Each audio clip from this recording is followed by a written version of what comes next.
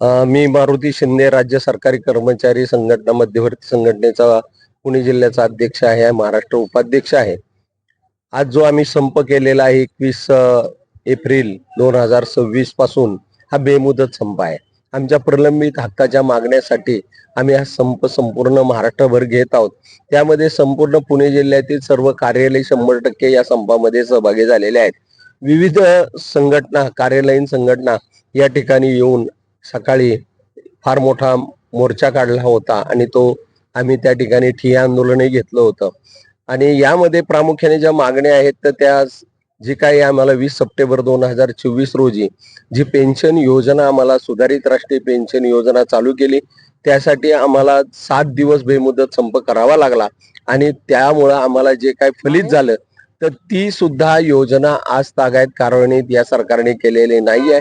6 वेळा आंदोलनं केली, 6 वेळा आंदोलनं केली, तरी सुद्धा या सरकारने त्याचा विचार केलेला नाहीये.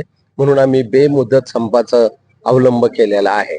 सरकारने आमच्या मागण्या मंजूर झाल्या जर त्याचे आदेश काढलेले असते, आदेश काढल्यानंतर स्पष्टीकरणाचे पुन्हा निर्णय झाले, त्याप्रमाणे जर स्पष्टीकरणानुसार जर कार्यान्वित केले असते तर ही वेळ आली नसते. तदनुसार दुसरी जी मागणी अत्यंत महत्वाची आहे ती म्हणजे कंत्राटी कर्मचाऱ्यांना कायम करायला पाहिजे. आता 10 वर्ष झाल्यावर ते काही विभागातून कायम करण्याचे आदेश काढतात, पण कर्मचारी 3-2 वर्ष काम केलं की त्याला कायम करायला पाहिजे, त्याला कंत्राटी कर्मचारी म्हणून गणलं नाही पाहिजे. त्यांना फार अल्पशा पगारामध्ये काम करावं लागतं.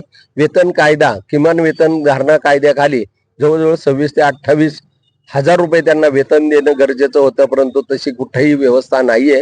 14, 16, 12 अशा हजार रुपयामध्ये ते काम करतात. त्यांना फार पिडलं जातं, पण त्यांना तसा मोबदला मिळत नाही.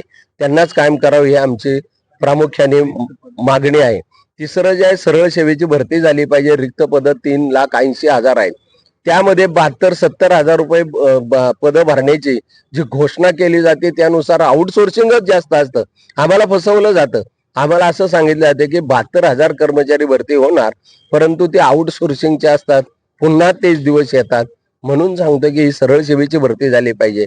ज्या ज्या ठिकाणी आकृतीबंध आहेत ते मंजूर करून लवकर तात्काळ त्यांची भरती करायला पाहिजे. ज्यांच्या आर आज मितीला मंजूर नाहीत त्या आर मंजूर करायला पाहिजे. तदनंतर आमचे जे काही अनुकंपाचे केस आहेत ते एक वेळचे 100% तुम्ही भरती करायला पाहिजे. वर्ग 4ला सरळ सेवेने भरती करून उरलेले जे काही त्यांची मंडळी रिटायर्ड होत आहेत आज तागायत, त्यांना वारसा हक्काने त्यांच्या पाल्यात सेवेत घेतलं पाहिजे.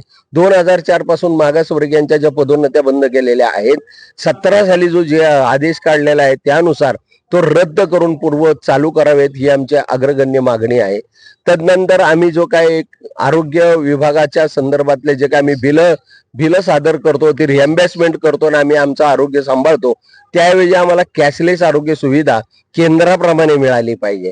आणि केंद्राप्रमाणे ज्या वेतन त्रुटी आहेत त्याच्यासाठी लढतो आम्ही आणि अधिकाऱ्यांचे फक्त फायदे केले जातात, ही मात्र आम्हाला नामुष्की कायम वारंवार भोगावी लागते. आम्ही लढत असतो आणि कमिटीवर बसणारे जे आयोग असतो ते मात्र फक्त वरच्यांची जास्त गरज आहे असं दाखवतो आणि वेतन त्रुट्या तशाच राहतात. ही सगळी फसवणूक आहे असं आम्हाला वाटतं. आणि कंत्राटीकरण करून तुम्हाला आर्थिक विषमता फार मोठ्या प्रमाणावर करताय, तर बेरोजगारी कमी व्हावी आणि सरळ सेवेच्या भरतीमध्ये त्या नागरिकाला संधी मिळावी हा आमचा मोठा उद्देश आहे. त्याही पलीकडे बदली कर्मचाऱ्यांना सुद्धा 29 वर्ष झाली तरी आरोग्य विभागामध्ये त्यांना कायम केलं जात नाही. त्यातल्या बऱ्याच जणांनी आत्महत्या केलेल्या आहेत. सरकार आज न्याय देतोय, कोर्टाने न्याय देऊन सुद्धा ते अंमलबजावणी करत नाही.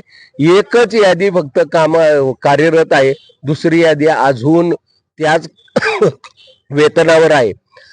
म्हणजे ह्याचा अर्थ असा आहे सरळ सरळ की कायद्याचा सुद्धा भंग करणारं सरकार आहे.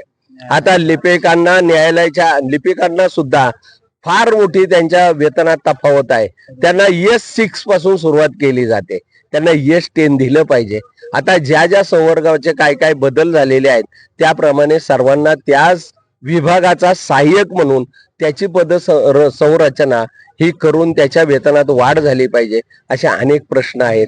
आणि सगळ्यात महत्वाचं आणि अतिशय महत्वाचं म्हणजे आमच्या भगिनींचा जो प्रश्न आहे 2 वर्षाची संगोपन रजा ती त्यांना मिळाली पाहिजे. आता सगळ्यात आम्हाला जे मिळालेलं आहे तर ते म्हणजे आम्हाला जुनी पेन्शन मिळाली म्हणजे कशी मिळाली, शेवटच्या वेतनाच्या 50% आम्हाला पेन्शन मिळालेली आहे सुधारित राष्ट्रीय पेन्शन योजनेमध्ये.